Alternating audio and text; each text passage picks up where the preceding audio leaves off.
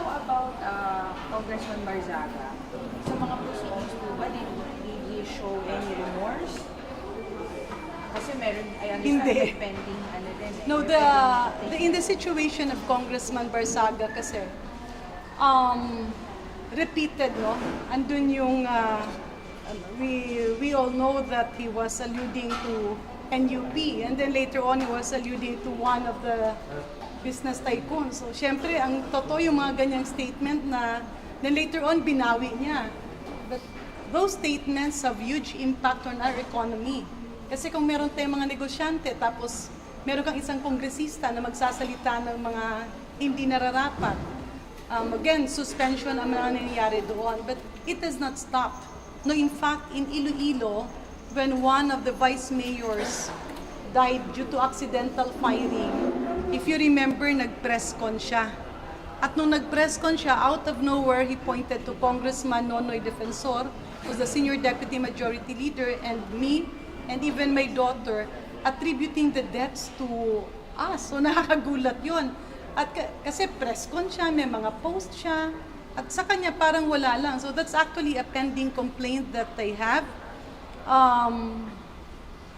Hindi siya nag-appear, but then when we met in Congress before, during the time that he was suspended the second time around, he kept on complaining, ay bakit hindi ako in-expel, bakit hindi ako in-expel, bakit suspended lang.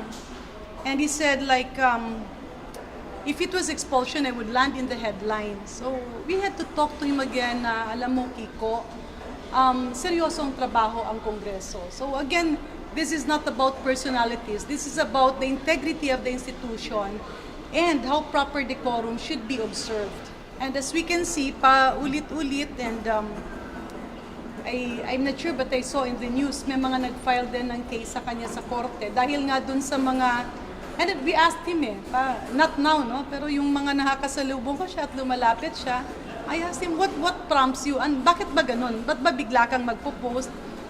Ang sagot niya is kapag may bumubulong, may nagsasabi sa kanya, agad-agad niyang ipopost yon.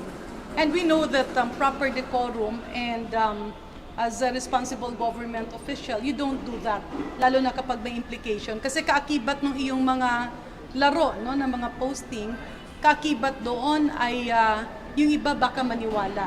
So I leave that to the committee. I cannot vote because I'm one of the complainants.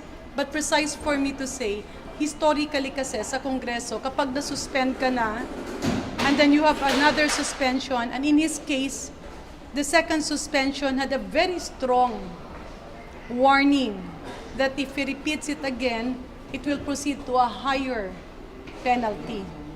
Ano po yung higher penalty? Well, technically, it's expulsion. Kasi it's usually suspension, then expulsion. So, I leave that to the members of the committee. I've said my part, not only me, all the other members who have also filed cases. At marami rin yung ibang mga miyembro na hindi na nag-file ng complaint, pero nakikita rin naman talaga nila yung demeanor. No? At ang nagiging kawawa dito ay yung distrito na pinagsisilbihan niya.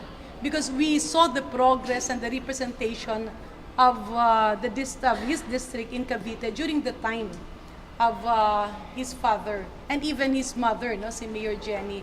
Maganda naman, talagang nabibigyan ng representasyon at talagang may nagtatrabahong kongresista. And in the case siguro of Congressman Kiko, parang, I'm not sure but tila walang makapagsabi sa kanya kung ano ba ang dapat at anong hindi. And I've reached out several times and told him, why don't you study like the budget or study the laws that you are passing? Kasi being in Congress is not a game. Siguro may mga confusion. No? The previous hearings, meron din kami isang kasamahan who kept on insisting on the medical situation. Well, I'm a doctor, but then this is not the proper forum at ayaw naming makialam sa mga ganong bagay because it's quite personal and it's for the family to decide. But we also agree that the stress that comes with being a public official and the work in Congress will not be a healthy addition to his current situation. To clarify po, No, he has not attended any of the hearings, now and the previous hearings. There was a time nag-attend siya pero kasi tapos na. Ma'am, to be clear, may incision na po ba? dun sa case ni Kong? I may leave that to the committee because I had to exclude myself. Kasi isa na ako sa complainant. But for the case of Bong Suntay, dahil ako doon na isang ex-officio member, I was able to exercise my... Ex-officio ma'am as Deputy Speaker. Yeah, as Deputy Speaker, you're an ex-officio member of all committees. So, miyembro ako ng Committee on Ethics, but I cannot participate in the case of Congressman Basaga because I'm a complainant in 2 of the complaints. Ma'am, yung part po, yung kayo po ay as a complaint sa accidental firing sa isang public official. Yes, yan yung isa, yung sa Iloilo na may namatay na vice mayor. At talagang masyadong nasaktan ang pamilya noon. Unang-una kasi yung mga anak, bata pa. And then yung nilabas na yung pagkamatay ng kanilang mami, na biglaan yun New Year's Eve pa yon. At ipinalabas ni Kong Kiko na tilag, sinadya daw. Kasi itinatago yung mga dokumento ng mga kung ano-ano. And he was attributing to 2 leaders in the House who are from Iloilo, and that's Congressman Nonoy Defensor and myself.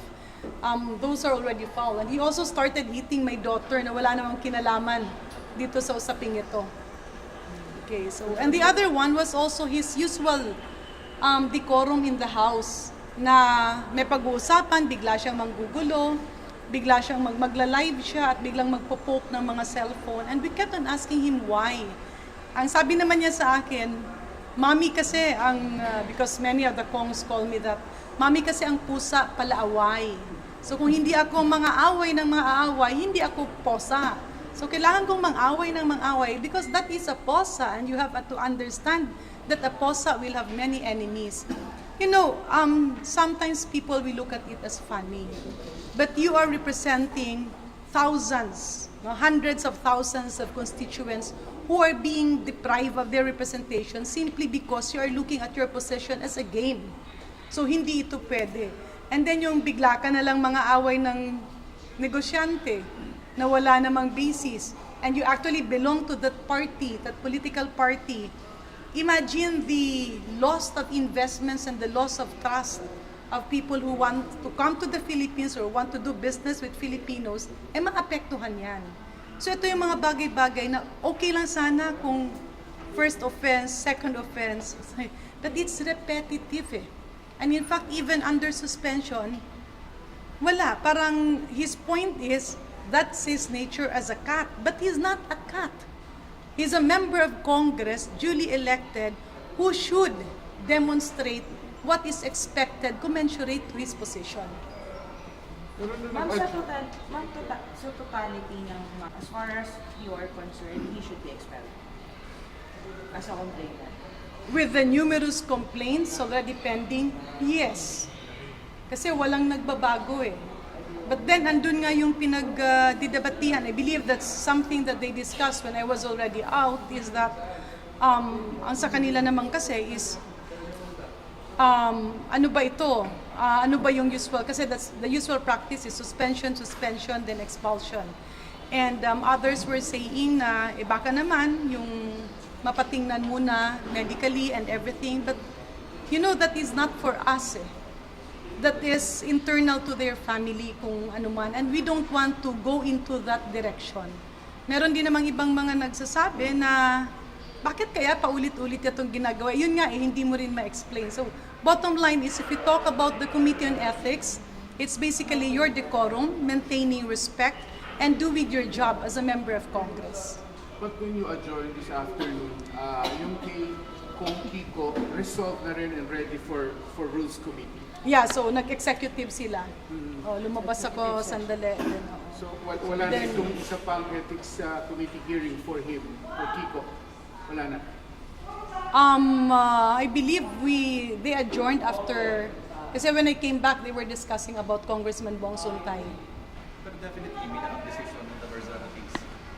I will wait for the chairman to inform me. Dalawa naman yun hindi rin. There was also a case Kiko filed against me. So that one was, I believe that one was dismissed. Yes, kanina. Yeah, I'm really sorry but I have to rush to another meeting. Yeah, and then pasensya, hindi ko alam na nandito kayo. Thank you. So I will. Thank you. Thank you, ma'am.